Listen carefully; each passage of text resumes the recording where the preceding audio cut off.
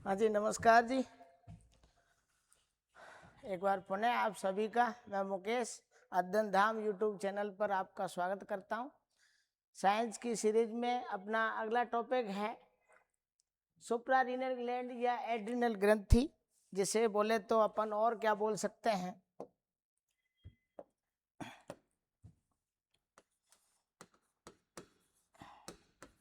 अधिवृक्क ग्रंथि, अधिवृक्क ग्रंथि या इसी को बोला जाता है एड्रिनल ग्रंथि। ठीक है, जब भी इसकी बात की जाती है तो संकट मोचन की तरह संकटकालीन, ठीक है, 3F 4S वाली ग्रंथि कौन सी है, जीवन रक्षक ग्रंथि कौन सी है, तो वो एड्रिनल ग्रंथि होती है। एड्रिनल ग्रंथि के जैसे नाम से ही पता चल रहा है सुप्रा रीनल ग्लैंड है ना, इसका अर्थ ये है, रीनल किसके लिए आता है, यूज होता है किडनी के लिए। तो वृक्कों के ऊपर जो ग्रंथि पाई जाती है, जैसे अपन पोजीशन इसकी बात करें तो वास्तविकता में जैसे मान के चलो ये किडनी है अपनी, तो इस किडनी पर इस तरीके से इधर ही बना देता हूं मैं,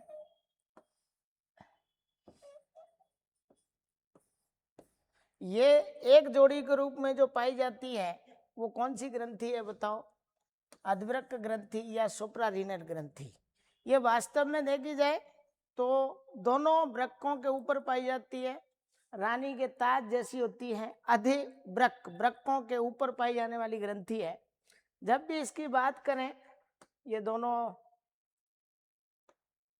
जो वृक्क हैं इनके ऊपर जब ये पाई जाएगी तो संख्या में अपन बात करें तो कितनी हो जाएगी बताओ, एक जोड़ी हो जाएगी। संख्या में कितनी हो जाएगी, एक जोड़ी। ठीक है, एक जोड़ी के अलावा अपन बात करें स्थिति की, स्थिति तो अपन लिख सकते हैं वृक्कों के ऊपर,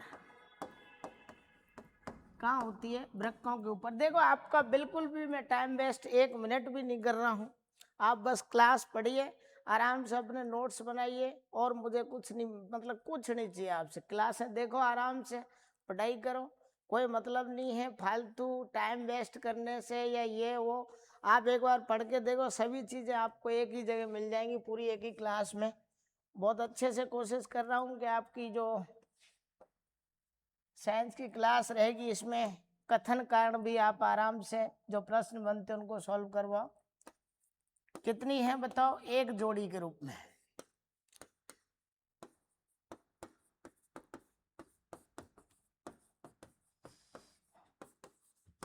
और संख्या बोले तो कितनी हो गई फिर बताओ, संख्या कितनी हो गई, 2 हो गई।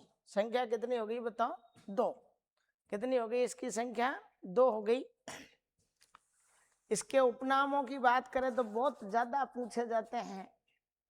उपनामों को अपन देखें, संकटकालीन ग्रंथि, आपातकालीन ग्रंथि, ये सभी जो नाम है वो किसके लिए दिए जाते हैं बताओ, सुप्रारीनल ग्लैंड या अधिवृक्क ग्रंथि के लिए दिए जाते हैं। अधिवृक्क ग्रंथि की अपन जब भी बात करें तो देखो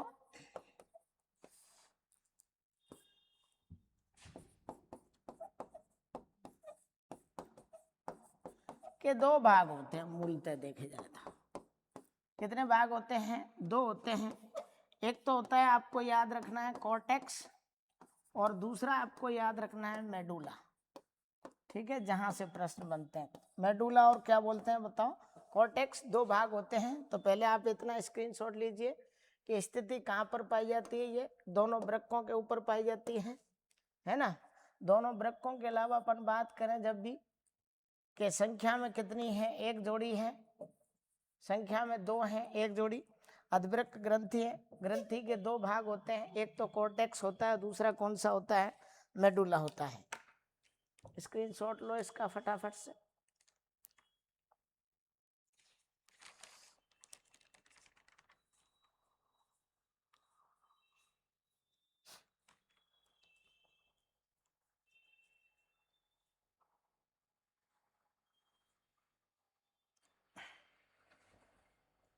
चलो,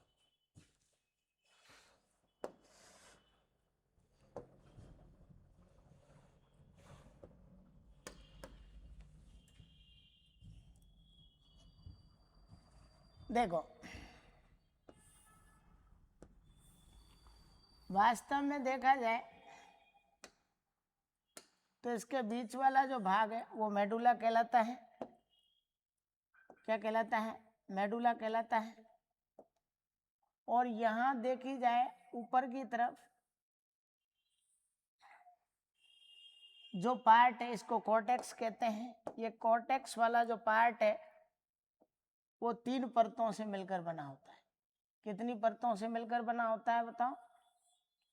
3 परतों से। तो 2 भाग हो गए। ये वाला जो भाग हो गया ये 3 वाला, ये कौन सा हो गया बताओ? कॉर्टेक्स। कौन सा हो गया? कॉर्टेक्स भाग। या इसको आप वलकुट भी बोल सकते हो, वलकुट। और ये वाला जो भाग आपको दिखाई दे रहा है इसको बोलते हैं मेडुला। तो C4 कवरिंग। कवरिंग का मतलब ये है कि जो बाहर से कवर कर रहा है उसको क्या बोलेंगे? कॉर्टेक्स। और जो मध्य भाग में है, मिडिल में है, उसको क्या बोलते हैं? मेडुला। ठीक है।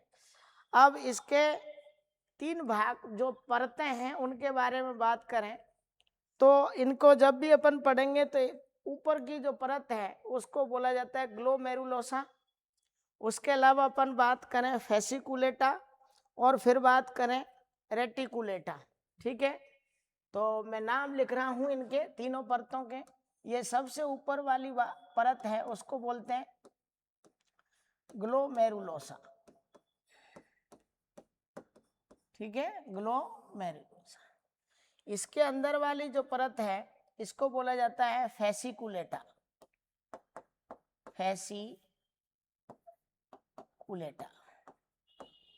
ठीक है। और ये लाल रंग से जो बनाई हुई है तीसरे रंग की, इसको बोला जाता है रेटिकुलेटा।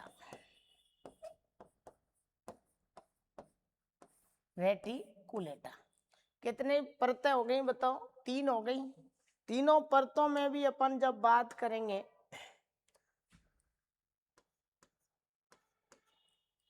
तो ग्लोमेरुलोसा जो है इससे एक हार्मोन निकलता है, उनका नाम है मिनरेलो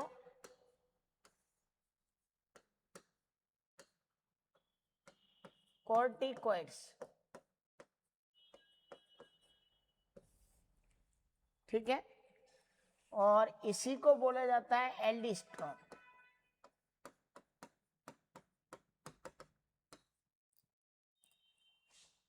फेसिकुलेटा की बात करें,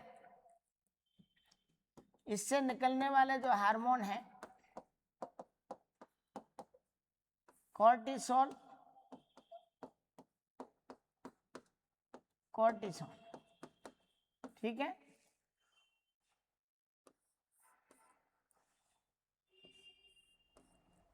रेटिकुलेटा जो भाग है, ठीक है, इससे निकलता है एंड्रोजन या सेक्स हार्मोन बोल सकते हैं आप।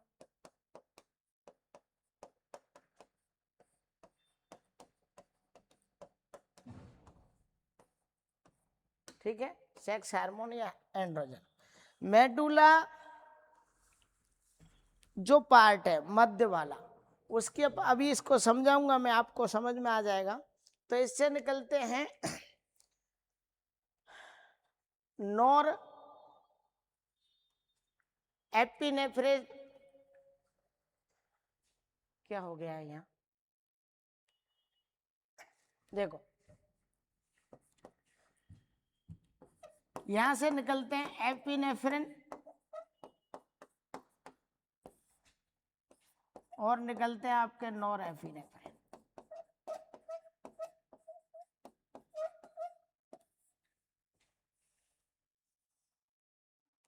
और यहीं से निकलता है डोपामाइन, डोपामिन। ठीक है। ये जो हार्मोन है इनको आप देखो याद करो। मैं कह रहा हूं कि जो आपकी एड्रिनल ग्रंथि है वो वास्तव में कितने पार्ट में बनी हुई है? 2 पार्ट में। पहला पार्ट कौन सा है बताओ? कॉर्टेक्स। कौन सा भाग है बताओ? कॉर्टेक्स। तो कॉर्टेक्स भाग को और क्या बोलते हैं? बलकुट। ये कितनी परतों से बनी हुई है? 3 परतों से। कितनी परतों से? 3 परतों से। और ये जो तीनों परतें हैं, पहली सबसे ऊपर वाली है ग्लोमेरुलोसा, इससे जो हार्मोन निकलता है उसको बोलते हैं मिनरेलोकॉर्टिकॉइड्स, या इसको ही बोलते हैं अपन जानते हैं क्या बोलते हैं, एल्डोस्टेरोन। एल्डोस्टेरोन के अलावा फेसिकुलेटा दूसरी परत है जिससे निकलता है कॉर्टिसोल या कॉर्टिसोन बोलते हैं। रेटिकुलेटा जो है इससे निकलता है सेक्स हार्मोन या एंड्रोजन। मध्य वाला जो भाग है इससे निकलता है एपिनेफ्रिन या नॉर एपिनेफ्रिन बोल देते हैं, और क्या बोलते हैं बताओ, डोपामाइन। एड्रीनलिन हार्मोन भी इसको ही बोला जाता है, इनको एड्रीनलिन हार्मोन, ठीक है, एड्रीनलिन हार्मोन। आगे बात समझ में।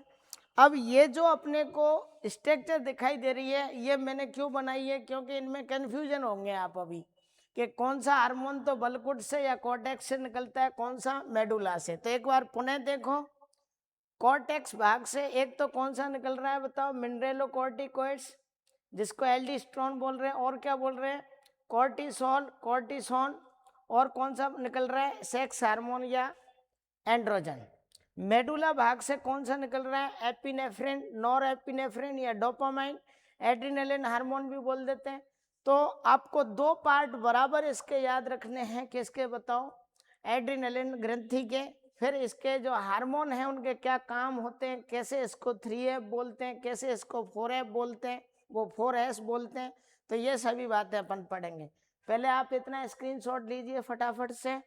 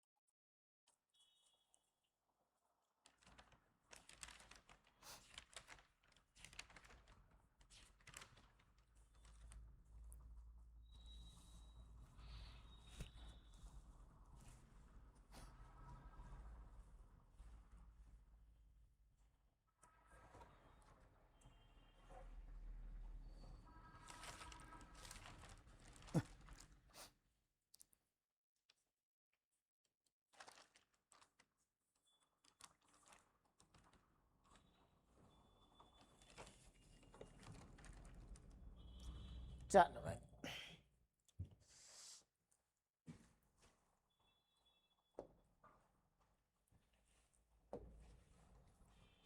देखो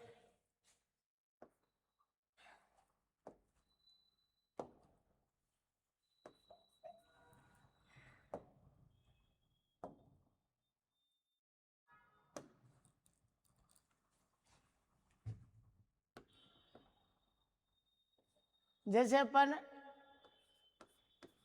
एड्रिनल ग्रंथि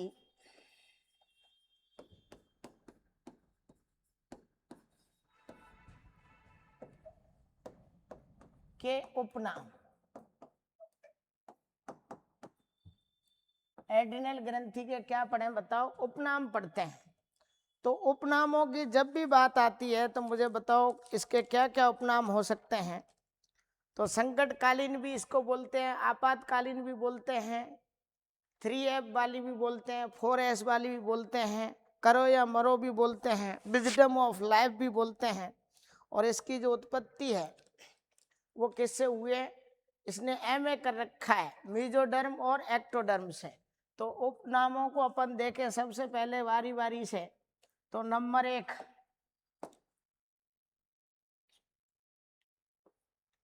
संकटकालीन ग्रंथि। संकटकालीन ग्रंथि किसको बोलते हैं बताइएगा, एड्रिनल ग्रंथि को। दूसरा अपन कह सकते हैं, ऐसे भी लिखा मिल जाए तो आपातकालीन, वैसे एक ही बात है, आपातकालीन ग्रंथि।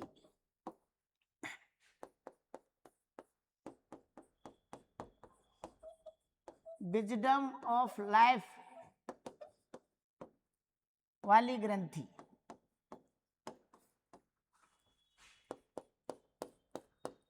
जीवन रक्षक ग्रंथि,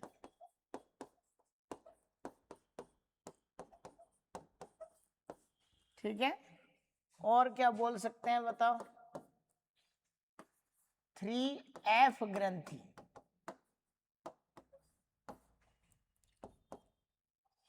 और क्या बोल सकते हैं बताओ, 4S ग्रंथि। अब 3F और 4S क्या होते हैं वो भी अपन देख लेंगे अभी। 3F का मतलब फियर, फाइट, फ्लाइट वाला है। 4S का मतलब अपन बात करेंगे अभी शुगर, सेक्स वाला, है ना। तो ये किसके उपनाम हैं बताओ, एड्रिनल ग्रंथि के उपनाम हैं, जिनके बारे में आपको पता होना चाहिए। और एक लाइन यहाँ और लिख देता हूं कि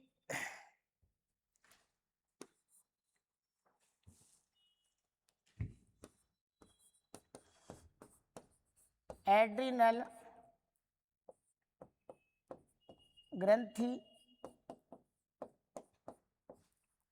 की उत्पत्ति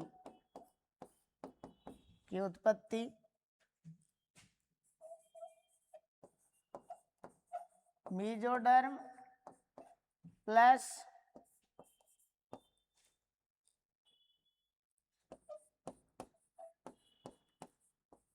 एक्टोडर्म से हुई है।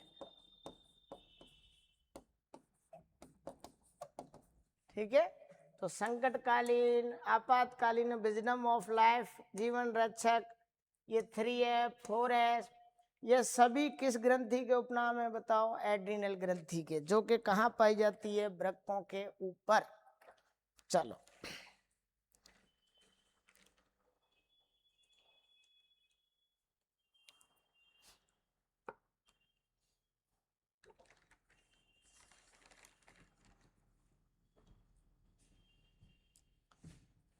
फटाफट से इसको नोट कर लो।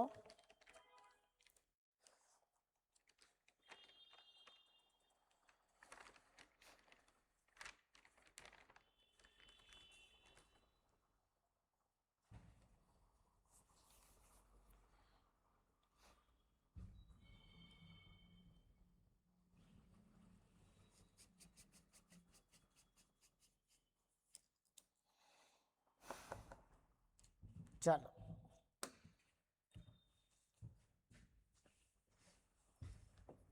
देखो, एक विजडम ऑफ लाइफ वाली बात आई, आपको समझना है इस ग्रंथि को क्या बोलते हैं बताओ, जीवन रक्षक ग्रंथि। क्या बोलते हैं, जीवन रक्षक ग्रंथि। यह निकाल दी जाए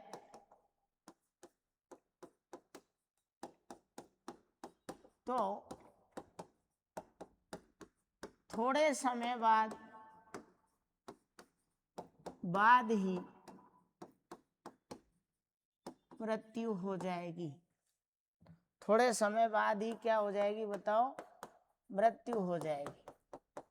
ठीक है, दूसरी बात, इसको जीवन की बुद्धिमानी अगर पूछा जाए कौन सी ग्रंथि के लिए कहा जाता है, तो एड्रिनल ग्रंथि के लिए।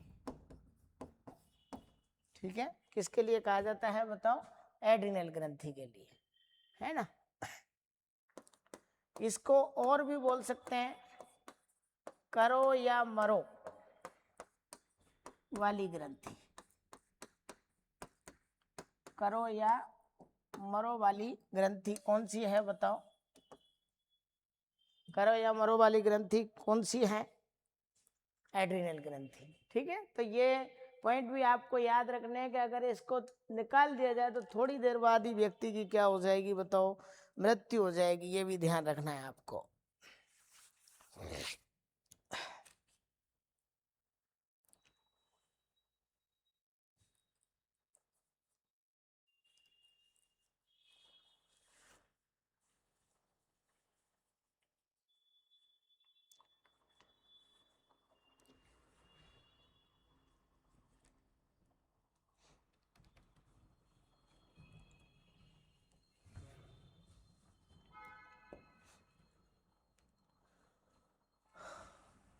अब देखो, जैसे अपन हार्मोन्स की बात करते हैं तो सबसे पहले कॉर्टेक्स भाग की बात करेंगे, कॉर्टेक्स के हार्मोन।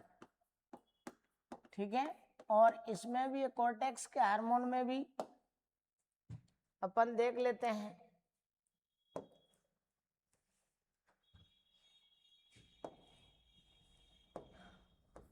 सबसे पहले मिनरेलो कॉर्टिकॉइड्स, ये कौन सी पद्धति से निकलता है वो मैंने आपको बता दिया था। इसी को एल्डोस्टेरोन,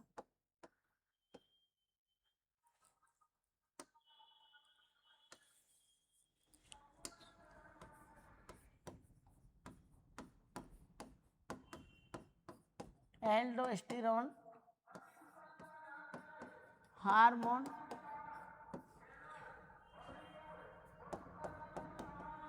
भी कहते हैं,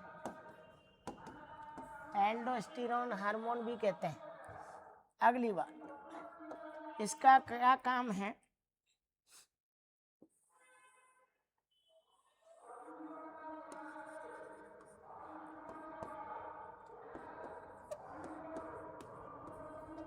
देखो इन दोनों में, किडनी और ब्लड में,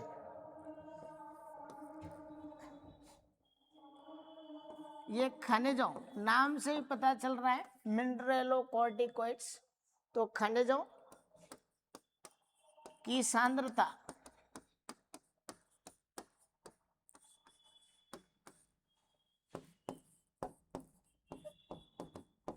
नियंत्रण करता है। अब इसमें क्या रटना पड़ेगा बताओ, ऐसे ही समझ में आएगा। मिनरल माने क्या होते हैं? खनिज। तो खनिजों की सांद्रता का नियमन कौन सा करेगा? मिनरेलोकॉर्टिकॉइड्स। उसी को क्या बोलते हैं बताओ? एल्डोस्टेरोन। क्या बोलते हैं? एल्डोस्टेरोन। एल्डोस्टेरोन बोल दो कि ये बोल दो, दोनों का मतलब एक ही है। अब कौन कौन से खनिज हैं तो वो भी थोड़ा सा यहाँ पे लिख लेते हैं अपन, कि देखो इसमें क्या होगा, यहाँ समझा देता हूँ मैं आपको।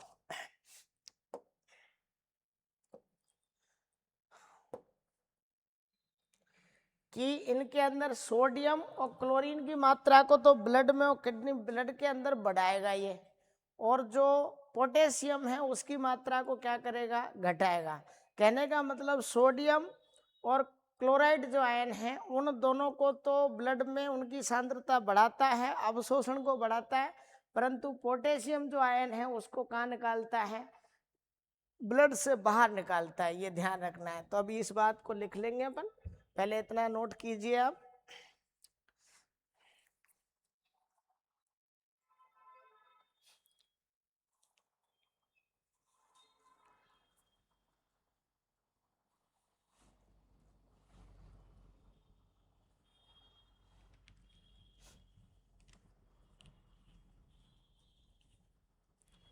चल,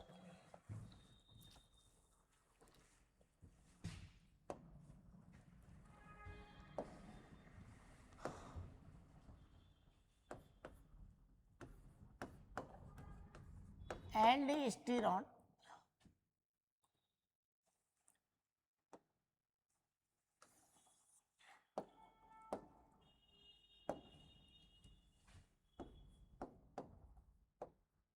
एल्डोस्टेरोन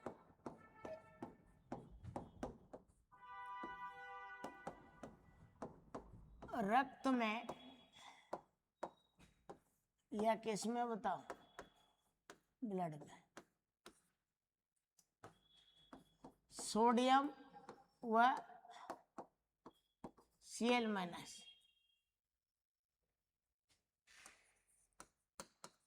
आयनों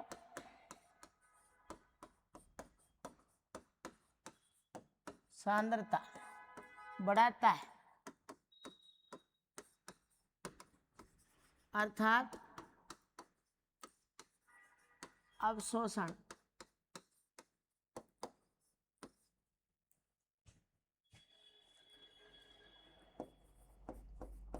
की दर बढ़ाता है, जबकि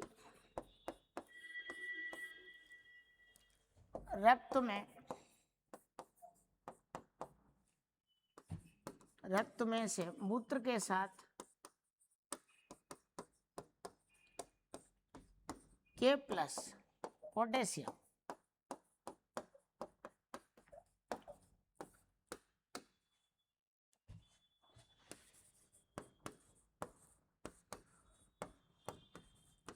आयन का उत्सर्जन बढ़ाता है।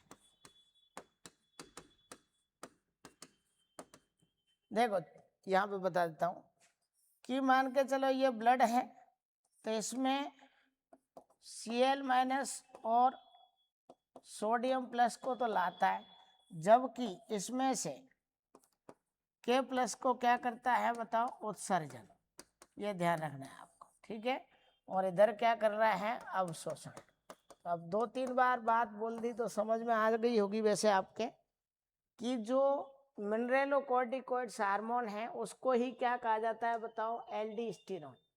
ये जो एल्डोस्टेरोन हार्मोन है इसको एल्डोस्टेरोन भी बोल देते हैं, एलडी भी बोल देते हैं, कोई बात नहीं, ये ध्यान रखना है, एल्डोस्टेरोन भी बोल देते हैं।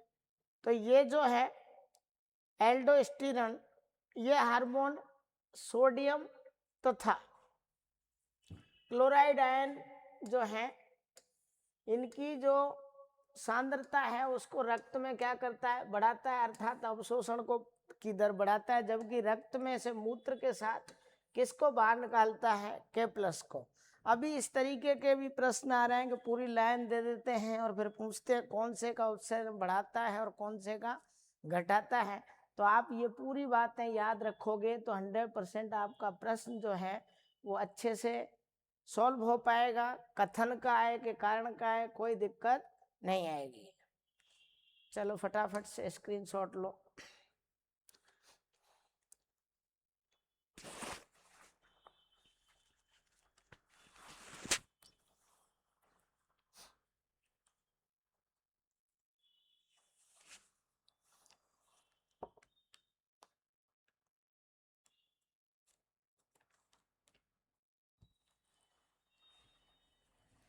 चल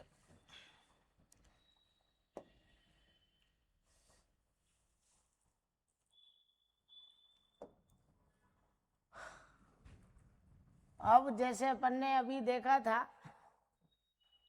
जो 3 परतें थी, उन तीनों परतों के अंदर जब निकल रहे थे कौन कौन से हार्मोन निकल रहे थे, जैसे कि अपन ने स्क्रीन पे भी यहाँ भी पहले पढ़ लिया है, तो देख लेते हैं स्लाइड को।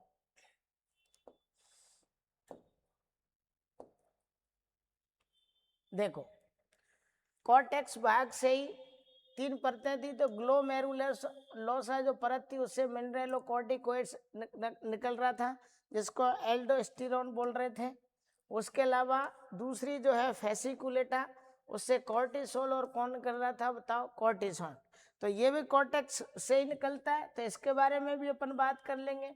ऐसे ही सेक्स हार्मोन भी किससे निकलता है, कॉर्टेक्स भाग से, तो इसकी भी अपन बात कर लेंगे। तो अब अपन बात करते हैं साहब कॉर्टिसोल। कॉर्टिसोल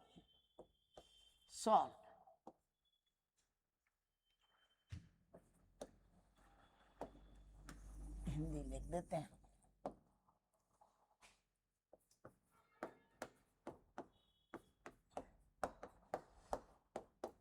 कॉर्टिसोल,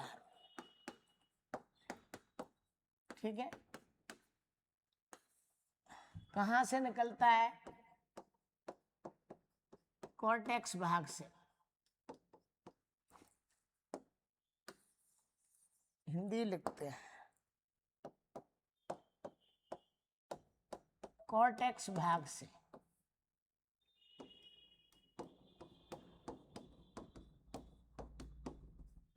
भाग से निकलता है। अब देखो साहब कॉर्टिसोल की अपन क्या बात करेंगे, ये वसा, कार्बोहाइड्रेट,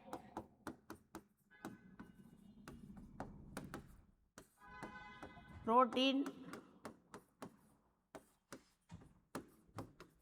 के उपापचय पर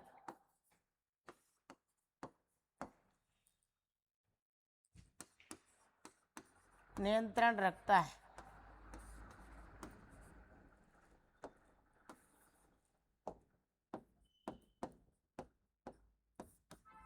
ठीक है। फिर अपन यूं कह सकते हैं कि रक्त में ग्लूकोज, वसीय अम्ल तथा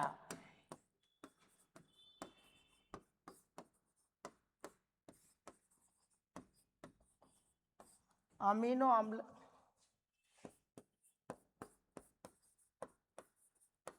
की मात्रा बढ़ाता है। अब देखो,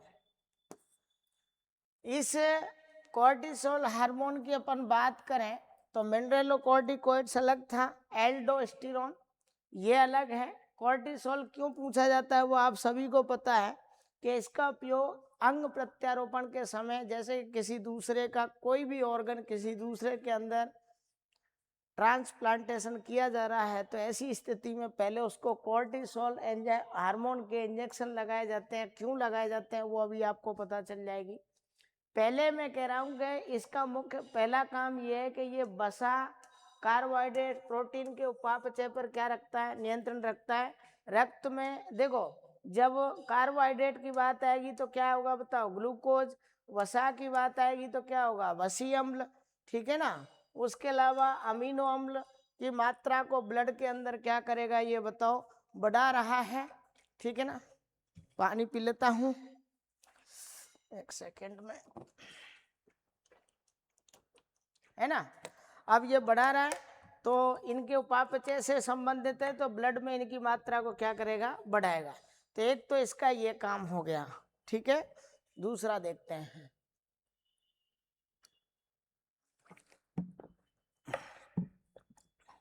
आप इसका स्क्रीनशॉट लो पहले।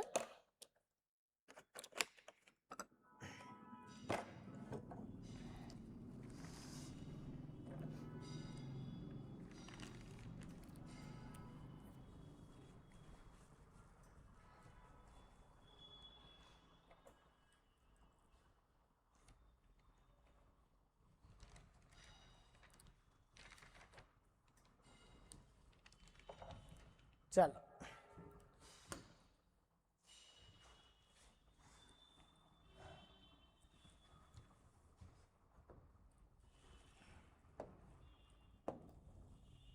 ये ग्लाइकोजेनेसिस है ना, अपन कह सकते हैं ग्लाइकोजेनेसिस के लिए भी जिम्मेदार है। ग्लूकोज को किसमें संगठित करवाता है, यकृत के अंदर ग्लाइकोजन में, यही करवाता है ना। दूसरी बात जो आपको याद रखनी है, कोर्टिसोल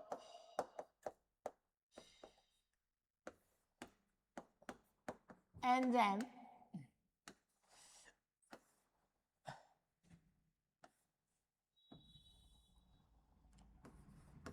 ऊतकों, टिश्यू में संक्रमण के समय, अगर मान के चलो कोई संक्रमण हो जाए, संक्रमण के समय एंटीबॉडी, क्योंकि भाई संक्रमण हो गया तो एंटीबॉडी बनेंगे, के निर्माण का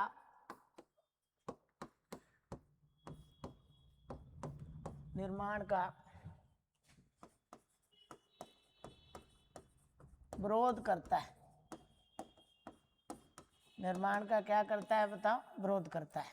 अब एक बात बताओ, इसका मतलब ये हो गया, अभी बात चल रही थी कि कोर्टिसोल के ही इंजेक्शन क्यों लगाए जाते हैं। भाई ये अपने शरीर के विपरीत काम कर रहा है। अगर किसी टिश्यू के अंदर संक्रमण हो जाए तो एंटीबॉडी बनने चाहिए, जिससे कि उस संक्रमण से क्या होना चाहिए, बचाव हो जाए। परंतु ये तो उन एंटीबॉडीज को बनने ही नहीं देता। तो इसका मतलब क्या है कि ये तो हमारा जो इम्यूनिटी सिस्टम है, प्रतिरक्षा तंत्र है, उसका ही विरोध कर रहा है। तो इसको इम्यूनोसुप्रेसिव भी बोला जाता है। किसको बोला जाता है बताइएगा, कोर्टिसोल को। यही कारण है कि इसके इंजेक्शन लगाए जाते हैं। अपन मान सकते हैं कि इसके इंजेक्शन क्यों लगाते हैं, अगर कोई प्रश्न पूछ ले आपसे, क्योंकि ये क्या करता है बताओ, एंटीबॉडीज के निर्माण को क्या करेगा बताओ, रोक देगा। तो दूसरे, क्योंकि दूसरे का अंग अपने शरीर में जैसे ही प्रत्यारोपित करते हैं तो उस अंग के खिलाफ एंटीबॉडीज बन जाएंगे और वो अंग नष्ट कर दिया जाएगा एंटीबॉडीज के द्वारा। परंतु होता क्या है कि इसके इंजेक्शन पहले ही लगा दिए जाते हैं। जब इसके इंजेक्शन लगा देते हैं तो जो एंटीबॉडीज बनने वाले हैं वो नहीं बन पाते। ठीक है, चलो तो अपन यूं कह सकते हैं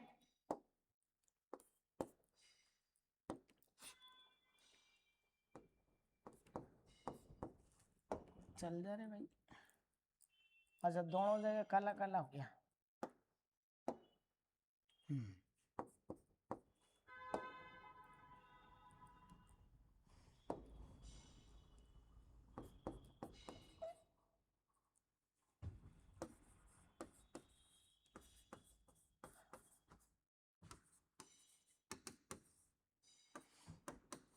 हार्मोन कोर्टिसोल, कोर्टिसोल को, इम्यून सुप्रेसिव हार्मोन कोर्टिसोल को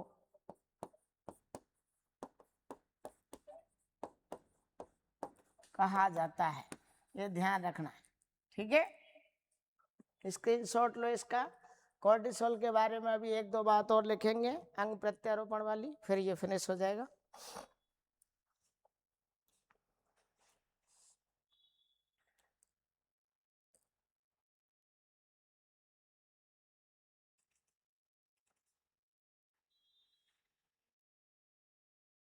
इम्यून सुप्रेसिव,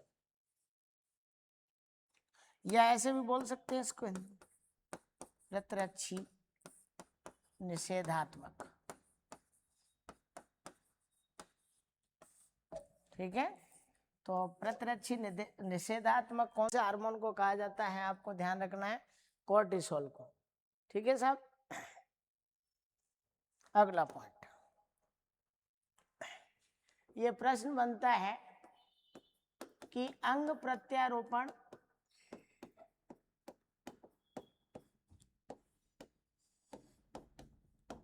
के समय किस हार्मोन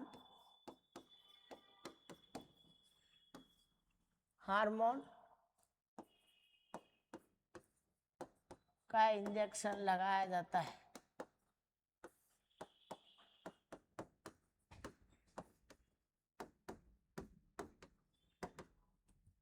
तो आपका आंसर होना चाहिए कोर्टिसोल।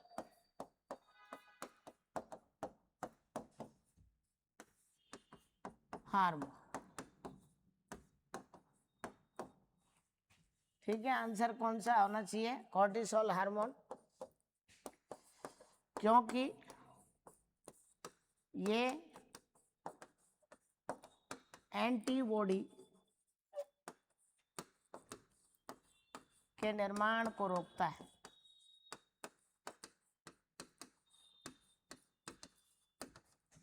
तो आराम से जो अंग है वो प्रत्यारोपित हो जाएगा, इसलिए इसका क्या लगाते हैं, इंजेक्शन लगाते हैं।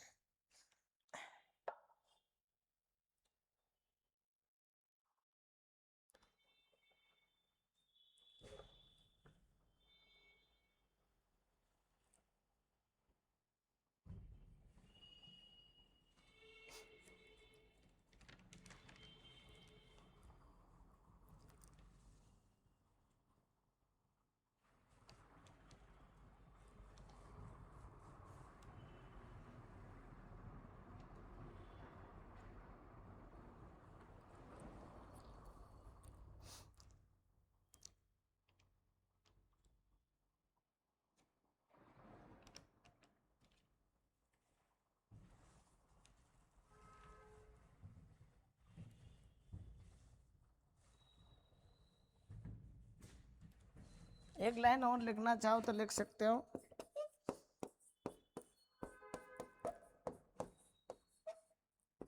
कोर्टिसोल का उपयोग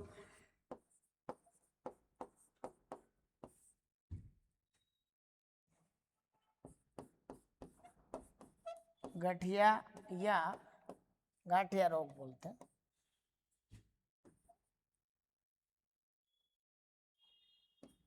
तथा लिख सकता हूँ, तथा दमा अस्थमा रोग के उपचार में करते हैं।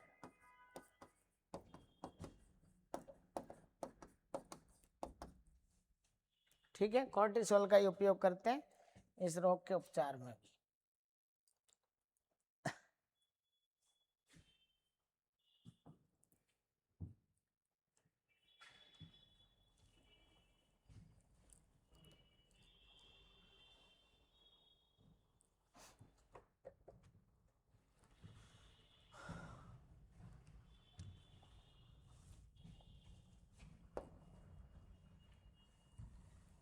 तीसरे हार्मोनों की बात करें अपन, क्या बोल सकते हैं बताओ? Sex hormone. ठीक है, जिसकी बात करी रेटिकुलेटा में तीसरी परत से निकल रहे थे। तो जैसे मुख्य रूप से तो कौन सा निकलता है बताओ? एंड्रोजन। कौन सा निकलता है? एंड्रोजन। परंतु एस्ट्रोजन और प्रोजेस्टेरोन भी निकलते हैं। मुख्य रूप से यह होता है। ठीक है, या इन सभी को मान लेते हैं अपन, तो तीनों को याद रख लेंगे। ये निकलते हैं सेक्स हार्मोन के रूप में। अब यहां देखा जाए कि सेक्स हार्मोन के इनबैलेंस होने से अपन जानते हैं कि पुरुषों के अंदर महिलाओं के लक्षण और महिलाओं में पुरुषों के लक्षण होने लग जाते हैं या दिखाई देने लग जाते हैं। ये चीज आपको ध्यान रखनी है।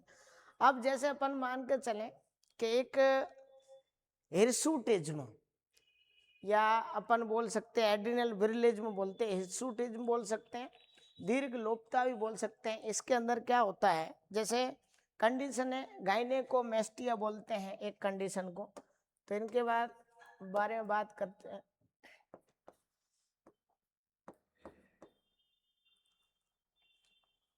दीर्घ लोपता, ठीक है,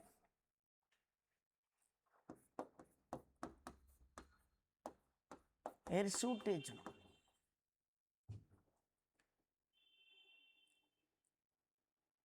हिर्सुटिज्म, अब ये क्या होती है हिर्सुटिज्म बताओ?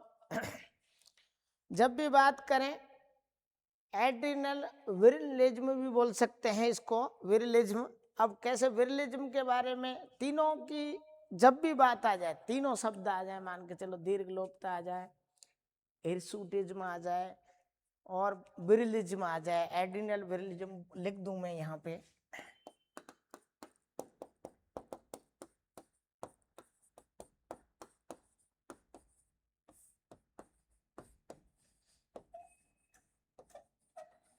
ठीक है, ये तीनों एक ही है ना?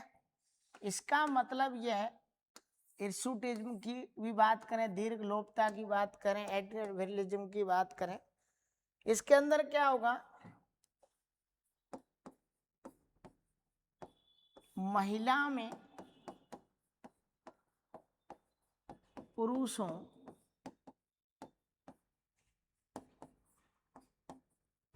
के लक्षण आना, या अपन कह सकते हैं दिखाई देना। तो अपन कह सकते हैं मूंछ वाली काकी या दाढ़ी मूंछ वाली काकी, ऐसे ही बोल सकते हैं। ठीक है, जैसे ही अपन कुछ महिलाओं में ऐसे अपन को देखने भी मिलता है, तो ऐसी स्थिति जिसमें कि महिलाओं को भी दाढ़ी मूंछ आ जाते हैं, तो वो जो कंडीशन है वो सेक्स हार्मोन के कारण होती है। और वो क्या कहलाती है? तो उसको दीर्घ लोपता भी कह सकते हैं, हिर्सुटिज्म भी बोल सकते हैं, एड्रिनल विरिलिज्म भी बोल सकते हैं। तीनों का मतलब एक ही है। मतलब क्या है साहब? मतलब साफ है। मतलब साफ कैसे है? मतलब साफ ऐसे है कि महिला में पुरुषों के लक्षण आना, दिखाई देना ही क्या कहलाता है? दीर्घ लोपता या हिर्सुटिज्म या एड्रिनल विरिलिज्म। ठीक है, तो महिलाओं में दाढ़ी मूंछ आ जाती है, तो ऐसी स्थिति में महिलाएं अजीब लगती हैं और उनको कौन सा मतलब रोग माना जाता है उनका दीर्घ लोपताई हिर्सुटिज्म या एडिनोबेरिलिज्म, है ना। ज्यादा ही करने की जरूरत नहीं है। आदमियों को घमंड नहीं होना चाहिए। कई आदमी भी ऐसे होते हैं जिनमें औरतों के लक्षण आ जाते हैं, तो वो गायनेकोमेस्टिया जिसको बोलते हैं वो भी अपन अभी लिखेंगे, है ना।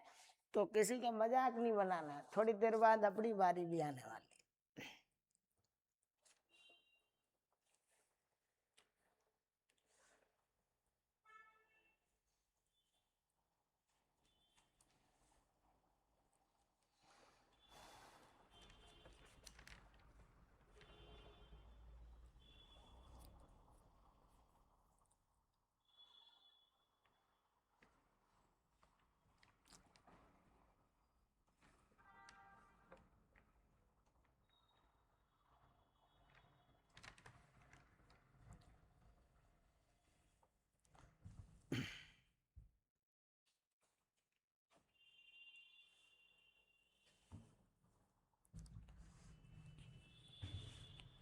बड़े आगे चलो। अब दूसरी कंडीशन आ रही है, गायनेको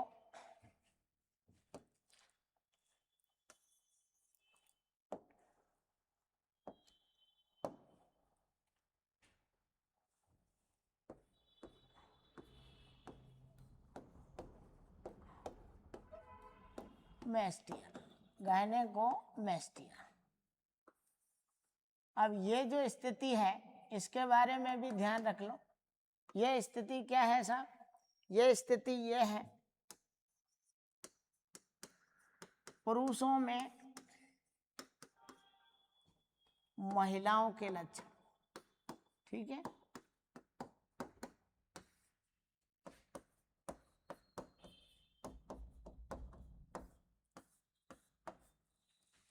आगे बात समझ में? कहने का मतलब महिलाओं के से लक्षण, आवाज महिलाओं की सी होती, दाढ़ी मूछ का नहीं आना, स्तन ग्रंथियों का अधिक विकास हो जाना, है ना। तो अपन मान सकते हैं कि ये विकार हैं, कुछ परेशानियां हैं शरीर के अंदर, इनबैलेंस हार्मोन्स की वजह से ऐसा होता है। तो किसी का मजाक नहीं बनाना चाहिए। कोई बात नहीं, हो सकती है कि किसी के साथ अपन 2 मिनट के लिए मजाक करके फ्री हो जाते हैं, लेकिन सामने वाला उस चीज को कैसा फील करता है तो नहीं करना चाहिए। कोई बात नहीं। मान लो कि ये डिजीज है, कुछ गायनेकोमेस्टिया स्थिति है, तो पुरुषों में महिलाओं के क्या है लक्षण आ जाते हैं, ठीक है। अच्छा, अब बात करें साहब कि ये कॉर्टेक्स भाग जब अपन पढ़ रहे हैं, अगर इसकी कमी आ जाए, इसका अल्प स्त्राव हो जाए, कॉर्टेक्स के हार्मोन सही से काम नहीं करें, तो अपन ने अभी देखा था एक मुख्य चीज ये देखी थी कि सोडियम जो आयन था और क्लोराइड आयन था उसके अवशोषण को ये क्या कर रहे थे, बढ़ा रहे थे, पोटेशियम को घटा रहे थे, उसको मूत्र के साथ भेज रहे थे। जब ये हार्मोन्स नहीं होंगे तो ऐसी स्थिति में एक रोग हो जाता है एडिशन रोग। कौन सा रोग हो जाता है? एडिशन। सामान्यतः यही बात पूछी जाती है, पर एडिशन रोग के अंदर पूरी तरीके से क्या होता है, निर्जलीकरण की समस्या आ जाती है। निर्जलीकरण होगा तो बीपी भी कम हो जाएगा, बीपी कम होगा तो बेचैनी हो जाएगी, शरीर में कमजोरी आएगी। जैसे ही अपन को पानी की कमी आती है तो ये मान के चलो कि चक्कर आना, मितली आना, ये सारी चीजें होने लगती हैं।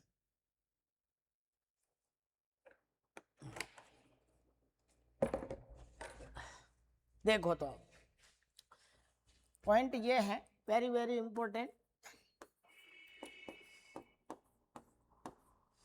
कॉर्टेक्स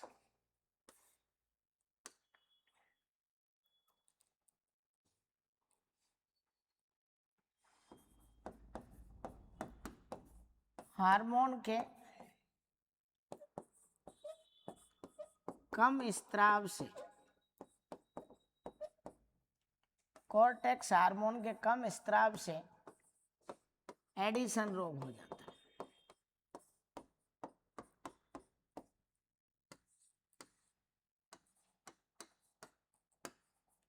क्या हो जाता है बताओ? एडिशन रोग हो जाता है। ये ध्यान रखना है आपको।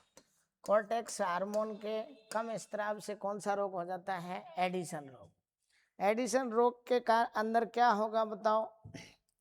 ब्रोंजी, पेशियां कमजोर, मस्तिष्क कमजोर, शरीर ताप, ये सारी चीजें अपन को लिखनी है। इसके बारे में पहले आप इसका स्क्रीनशॉट लो इतना।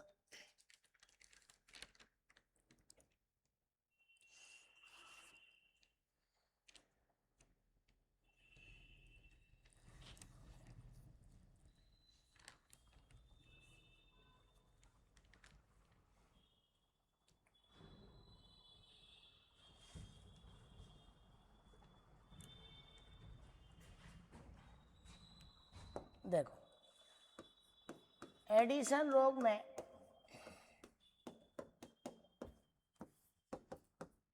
निर्जलीकरण की स्थिति हो जाएगी। निर्जलीकरण, ठीक है। निर्जलीकरण के अलावा सोडियम व क्लोरीन आयनों की कमी,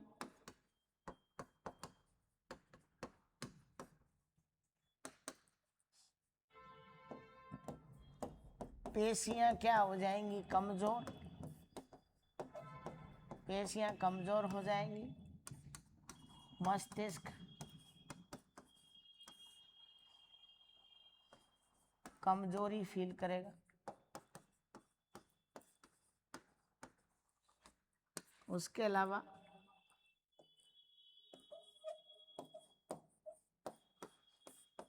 मितली आना, चक्कर आना, ठीक है। ये सारी घटनाएं कौन से रोग में हो जाएंगी बताओ? एडिसन रोग में। कॉर्टेक्स हार्मोन की क्या है बताओ? कॉर्टेक्स हार्मोन की क्या है बताओ? कमी के कारण। कौन सी ग्रंथि में? एड्रिनल ग्रंथि। ये एडिसन एड्रिनल ग्रंथि से संबंधित है, इतना ध्यान रखना। पर अभी क्यों पूछ सकते हैं कि कौन सा है, कॉर्टेक्स का है कि मेडुला का है, तो आपको ध्यान रखना है कॉर्टेक्स हार्मोन के कारण। फटाफट से चलो स्क्रीनशॉट लो। निर्जलीकरण का मतलब मूत्र के साथ अधिक जल, ठीक है, अधिक जल। और उसमें क्या हो जाएंगे? सोडियम और क्लोरीन, ये क्या आयन भी बाहर निकल जाएंगे, ये भी ध्यान रखना है आपको, है ना।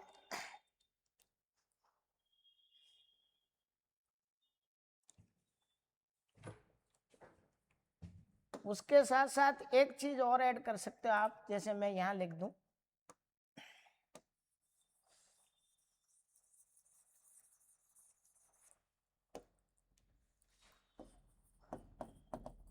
कांस्य वर्ण त्वचा, ब्रॉन्ज स्किन हो जाती है इसी रोग में, ठीक है। कांस्य वर्ण त्वचा भी कौन से रोग में हो जाती है? एडिसन रोग में। ये ध्यान रख लेना है, ठीक है। चलो,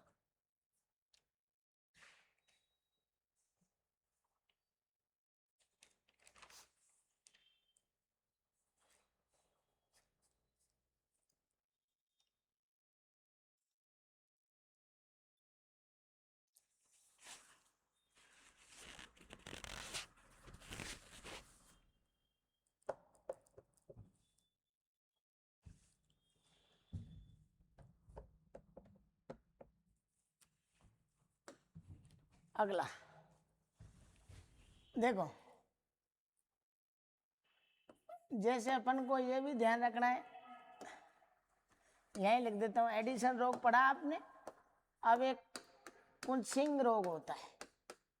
कौन सा बताओ? कुंसिंग रोग। कुंसिंग रोग की बात करें कि अगर मिनरेलोकॉर्टिकॉइड्स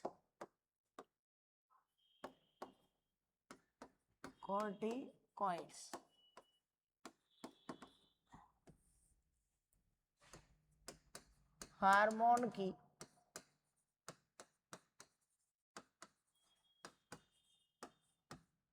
अधिकता हो जाए,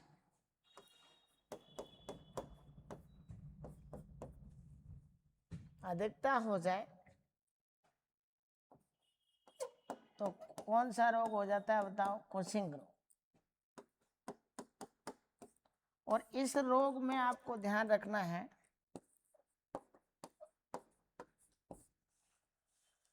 इस रोग के अंदर क्या होता है, चेहरे की बात करें चाहे चेस्ट की बात कर दें अपन, सीने की बात करें, चेहरे पर और चेस्ट पर फैट जम जाता है।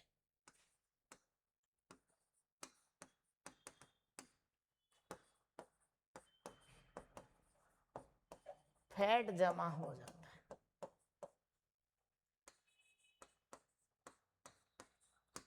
तो ये रोग भी किससे है बताओ, कॉर्टेक्स वाले भाग से, ये ध्यान रखना है आपको।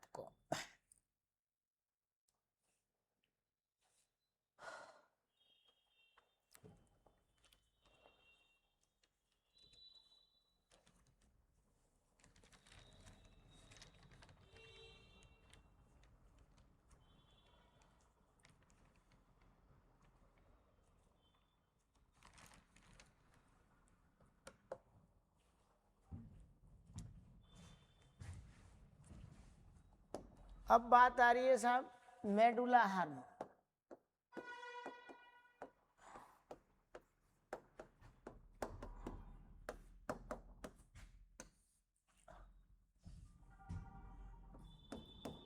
एपिनेफ्रिन, जैसे मेडुला हार्मोन की बात करें, पढ़ तो लिए थे एपिनेफ्रिन,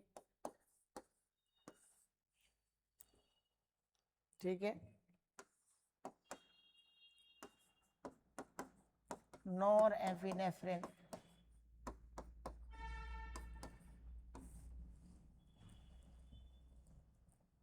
मेडुला हार्मोन की इनकी जब बात करें अपन, इन सभी को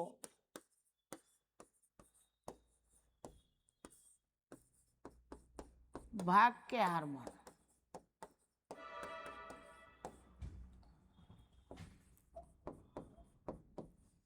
आपातकालीन या संकटकालीन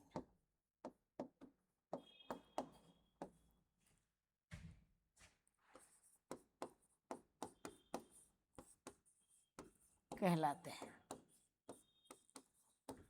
इसी को अपन एड्रीनलिन बोल दें तो चले, एड्रीनलिन हार्मोन। इन सभी को मिक्स रूप से क्या कहते हैं, मेडुला भाग के हार्मोनों को आपातकालीन हार्मोन या क्या बोलते हैं बताओ, संकटकालीन हार्मोन। अब वो बात जो 3F 4S वाली है वो इनसे ही संबंधित है।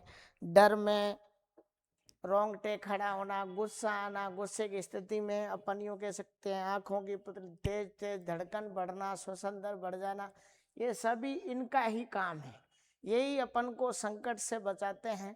इसलिए मेडुला भाग के जितने भी जो हार्मोन हैं उनको किस नाम से जाना जाता है, संकटकालीन हार्मोन। और यही कारण है कि इस ग्रंथि को क्या कहा जाता है, संकटकालीन ग्रंथि।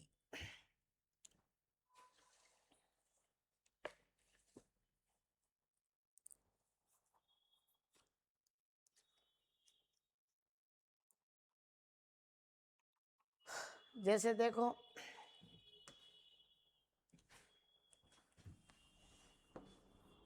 3F ग्रंथि, ठीक है, कहते हैं कि नहीं कहते हैं, तो इसमें क्या होगा, फियर,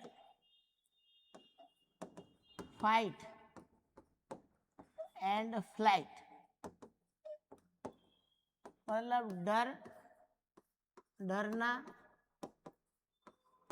लड़ना और भाग जाना, ठीक है। ये चीज 3F ग्रंथि पे लागू होती है। 3F ग्रंथि कौन सी है बताओ, एड्रिनल। कुल मिला के अपन को पता तो चल जाता है कि भूतड़ा है आसपास, लेकिन भूत से लड़ाई भी नहीं कर सकते। अब जब भूत ने पकड़ ही लिया है तो लड़ना भी है, और दाब पड़ गया तो कूट काट के भागना भी है। तो ये चीज अपन को यही तैयार करती है, क्योंकि अपन जानते हैं कि जब कभी कूतरा पीछे पड़ जाए, जब कूतरा पीछे पड़ जाता है या कुत्ता पीछे पड़ जाता है, तो अपनी जो स्पीड होती है वो 180 की हो जाती है। वैसे नॉर्मल 30-40 की है, लेकिन आदमी 50-60 पे भी भागने लगता है। उसका रीजन क्या है, क्योंकि भाई ये ग्रंथि अपन को तैयार करती है संकट से बचाने के लिए, कि भाई तैयार हो जा, अगर नहीं गए तो 5 इंजेक्शन ठोकेंगे, वो भी पेट के अंदर। समझ में आ रहा है, रेबीज का टीका लगा उस हिसाब से। है ना।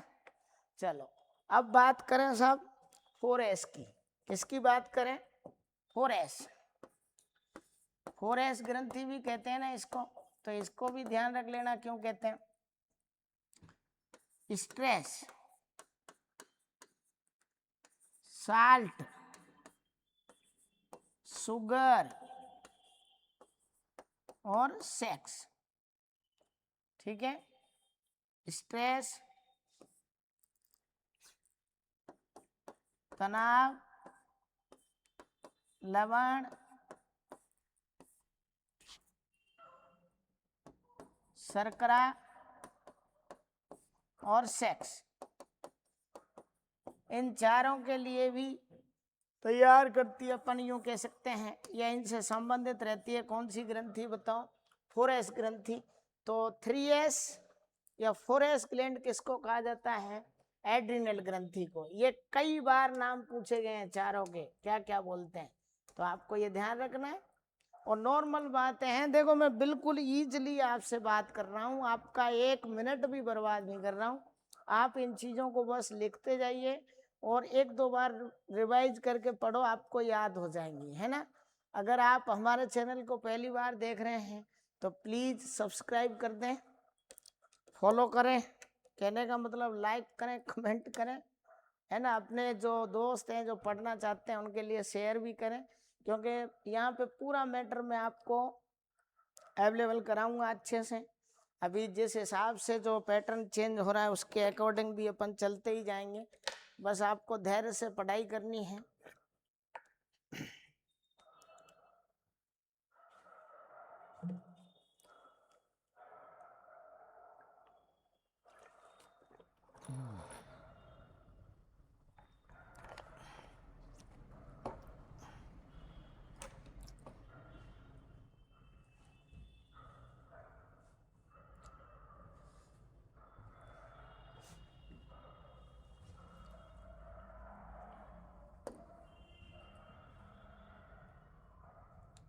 इनको अपन डायरेक्ट यूं भी बोल सकते हैं,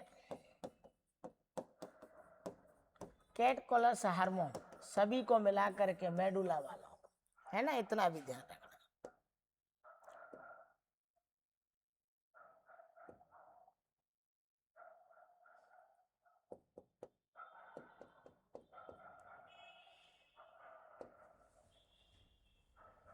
देखो अब ये जो घटना है तो इसके अंदर क्या होगा, मतलब आंख की जो पुतली है वो बड़ी हो जाएगी, रोंगटे क्या हो जाएंगे बताओ, खड़े हो जाएंगे, हार्ट बीट बढ़ जाएगी, श्वसन दर भी बढ़ जाएगी,